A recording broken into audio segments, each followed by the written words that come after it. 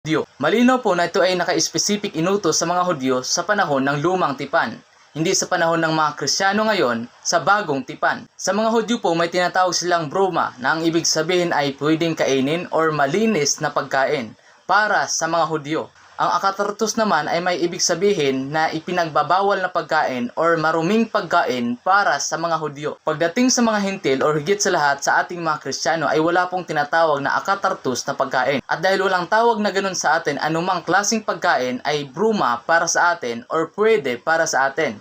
Kaya ito ang sabi ni Apostol Pablo sa Colossians 2 verse 16. Sino man ay huwag humatol sa inyo tungkol sa pagkain o sa pag-inom o tungkol sa pagdiriwang o sa bagong buwan o araw ng Sabat. Sinabi iyan ni Apostol Pablo dahil alam niya na ang pagbabawal sa pagkain ng karning baboy ay hindi naka-specific para sa atin. Nasa iyo kung ayaw mong kumain at nasa iyo pa rin kung gusto